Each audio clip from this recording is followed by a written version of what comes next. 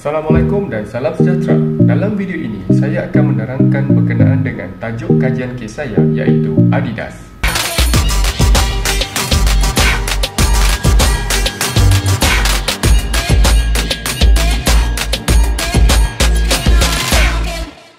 Adidas adalah sebuah syarikat berpangkalan di Herzogenaurach, 19 km dari Nuremberg, negeri Bavaria, Jerman. Ia ditubuhkan pada tahun 1920 sebagai pembuat kasut, pakaian dan aksesori sukan.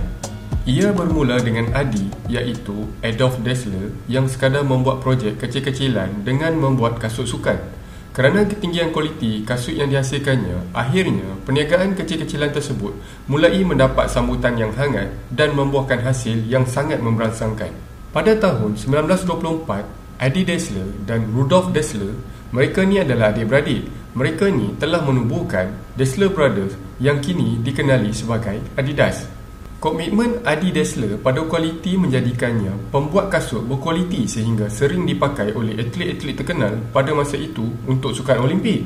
Kemuncak kegemilangan kasut adik-beradik Dassler ini adalah ketika Jesse Owens menjadi atlet paling berjaya dalam Olimpik Berlin pada tahun 1936 dengan memakai kasut buatan Dassler. Pada tahun 1948, Adi dan Rudolf telah memutuskan untuk berpisah dan masing-masing telah membuat jenama kasut sendiri. Adi membuat jenama kasut Adidas dan Rudolf pula membuat jenama Puma. Pengambilan nama Adidas berasal dari nama Adi Dassler dengan menggabungkan nama depan Adi dan suku kata nama belakang Dassler, yakni Das, sehingga menjadi kata Adidas. Disebabkan perkembangan kemajuan bidang penyiaran dan televisyen pada masa itu, Adidas ni telah menikmati keuntungan dari acara sukan seperti Olimpik dan bola sepak kerana logo 3 jalur mereka yang mudah dikenali dari jauh, lalu mendaftarkan logo 3 jalur sebagai trademark tanda dagangan dari Adidas. Penggunaan logo Adidas sendiri baru digunakan pada sekitar tahun 1948. Pada saat dua beradik Dassler tersebut berpisah, secara visualnya logo Adidas hanya berupa huruf Adidas dengan nama Adolf Dassler di atasnya serta ilustrasi kasut di tengahnya. Dengan jenama ini, kasut buatan Adi Dassler mencapai titik kejayaannya dengan penglibatan jenama kasut Adidas di kejohanan olahraga dunia seperti Olimpik, Helsinki, Melbourne, Rome dan lain-lain. Serta ketika itu, pasukan bola sepak Jerman telah menjadi juara dunia dengan menggunakan kasut Adidas tersebut. Tidak dinafikan bahawa logo Adidas ini adalah sangat berkesan. Hampir sesiapa sahaja yang melihatnya boleh memberitahu anda bahawa ia adalah milik Adidas dan banyak syarikat sanggup membelanjakan berbilion-bilion untuk pengiktirafan seperti itu. Logo Adidas mungkin berkesan kerana ia bermula dengan reka bentuk yang sangat mudah. 3 jalur hitam menjadikannya reka bentuk yang sangat menarik dan ia adalah diletakkan pada hampir mana-mana produk. Seterusnya kita pergi kepada marketing strategi Adidas, iaitu produk, harga, tempat dan promosi. Strategi produk dalam campuran pemasaran Adidas meliputi keseluruhan barisan produknya berentasi pelbagai sukan dan jenis. Adidas juga berurusan dengan penjualan beg sukan dan pakaian sukan untuk orang ramai. Pada tahun 2000, Adidas pertama kali dalam industri memperkenalkan segmen gaya hidup baru dengan memfokuskan pada pakaian jalanan yang diilhamkan oleh pakaian sukan di samping tawaran prestasi sukannya. Rangkaian produk Adidas termasuk pakaian, kasut larian, kasut bola sepak dan sukan lain. Adidas juga telah mereka bentuk dengan membuat jam tangan, cermin mata hitam, topi, stokin dan lain-lain, dan ada juga yang mempunyai deodoran, minyak wangi, aftershave dan lotion. Pada asasnya, Adidas membuat pakaian dan peralatan untuk hampir semua jenis sukan. Berkenaan harga ataupun price, disebabkan oleh inovasi dan penambahbaikan produk yang berterusan yang membawa kepada prestasi tertinggi, semua produk Adidas adalah harga premium. Strategi penetapan harga dalam campuran pemasaran Adidas telah memfokuskan kepada penawaran yang berkualiti tinggi dan bersaing. Sebab utama ini ialah produk ini disesuaikan mengikut keperluan. Harga produk Adidas sudah tinggi kerana kualiti material yang digunakan.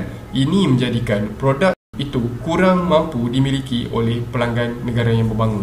Walau bagaimanapun, Adidas ini tidak pernah berkompromi dengan kualiti dan standardnya dan harganya sentiasa wajar. Berkenaan dengan place ataupun tempat, Adidas telah menyediakan produknya di seluruh dunia melalui pelbagai saluran peredaran seperti franchise, kedai khas dan runcit dalam talian, platform e-dagang sendiri ataupun lain-lain. Dengan cara penebusan internet yang semakin meningkat, Adidas secara agresif meneroka pasaran dalam talian bukan sahaja dengan laman webnya, tetapi juga dengan laman web e-dagang pelbagai jenama lain. Platform e-dagang telah membolehkan jenama itu mempamerkan portfolio produknya yang luas dengan pelanggannya dan boleh menghantar barang tersebut hingga ke rumah. Seterusnya adalah berkenaan dengan promosi. Strategi promosi campuran pemasaran Adidas adalah menggunakan strategi penjenamaan 360 yang merangkumi semua aspek media dan komunikasi. Adidas telah mempromosikan dirinya melalui kempen komersial di TV, cetakan, dalam talian, papan iklan dan lain-lain. Dengan lebih 35 juta dan 25 juta pengikut di Facebook dan Instagram, jenama ini sentiasa berinteraksi dengan penggunanya dalam talian. Dengan tagline Adidas ini, Impossible is Nothing juga dikeluarkan. Ia merupakan kempen terbesar sepanjang zaman. Adidas juga menaja pemain terkemuka dengan segmen sukan yang berbeza. Semua teknik ini memastikan jenama Adidas yang legenda kekal dalam fikiran semua orang. Kesedaran jenama meningkat dan pelanggan yang disiasatkan dapat dikekalkan dan tertarik dengan mudah. Untuk SWOT analysis of Adidas, kita tengok strength in SWOT analysis of Adidas. So, yang pertama adalah brand value. Adidas ini dianggap sebagai jenama terkemuka dalam sukan. Ia adalah jenama kegemaran untuk semua pecinta sukan. Ia menduduki tempat ketiga menurut Forbes dan nilai jenamanya adalah kira-kira 6.8 bilion. Pada tahun 2019, Adidas ini telah menjadi jenama ke-61 paling berharga di dunia dan nilai jenamanya adalah kekuatan utamanya. Okey, yang kedua adalah berkenaan dengan sponsorship, iaitu tajaan. Adidas mempunyai banyak tawaran kit dengan kelab bola sepak di seluruh dunia. Kebanyakan pasukan kebangsaan yang ditaja mereka adalah termasuk Mexico, Argentina, Spanyol, Jerman, Jepun, Rusia dan Sweden. Adidas ini juga menaja ramai pemain. Ia juga telah menaja Liga Juara-Juara UEFA Champions League secara rasminya. Untuk weakness in SWOT analysis of Adidas, yang pertama, produknya mahal. Adidas menjual produknya pada harga yang tinggi dan oleh itu pelanggan yang berpendapatan rendah tidak mampu untuk membelinya. Ini adalah kelemahan Adidas kerana sasaran pasarannya adalah untuk orang yang hanya berpendapatan tinggi sahaja. Yang kedua adalah forced labor. Adidas ini dikaitkan dengan buruh paksa di pelbagai kilang di seluruh China. This has led to legal risk and takes away customer trust. Seterusnya berkenaan dengan opportunities in SWOT analysis of Adidas. Yang pertama adalah e-dagang. Dalam beberapa tahun kebelakangan ini, pelanggan yang membeli belah dalam talian adalah lebih ramai. Oleh itu, laman web e-dagang digunakan dengan baik dan telah meningkat dengan ketara sekali. Adidas menyertakan ciri-ciri pembayaran Instagram dalam rangkaian pengedaran mereka dan jualan dalam talian mereka meningkat sebanyak 40%. Jadi, ia boleh memasukkan ciri ini dalam saluran media sosial lain supaya jualan mereka dapat ditingkatkan. Okey, yang kedua adalah industri sukan yang semakin berkembang.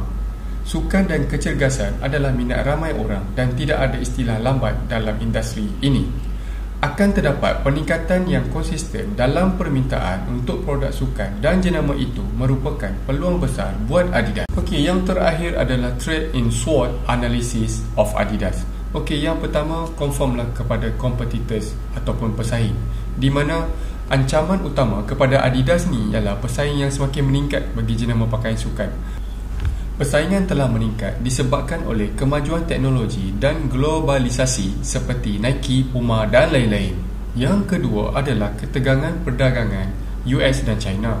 Adidas ni beroperasi di seluruh dunia yang menunjukkan bahawa syarikat itu dari pelbagai negara.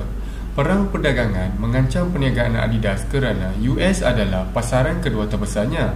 Walau bagaimanapun, majoriti produknya dikeluarkan di China dan banyak negara Asia yang lain. Yang ketiga adalah produk palsu. Banyak produk Adidas yang palsu dijual dengan menggunakan jenama ini. Hal ini adalah kerana ancaman besar kepada syarikat pengeluar kasut kerana produk tiruan tidak akan sama kualitinya dengan yang asli. Dan ini juga membawa kepada ketidakpuasan hati pelanggan dan akhirnya Adidas mungkin akan kehilangan pelanggan setia disebabkan oleh pelbagai produk tiruan ini. Dengan sejarah yang panjang dan komitmen kepada kualiti selama 1 tahun, Adidas masih lagi berdaya saing sebagai salah satu pengeluar pakaian dan kelengkapan sukan untuk tahun-tahun yang akan datang di masa hadapan. Terima kasih.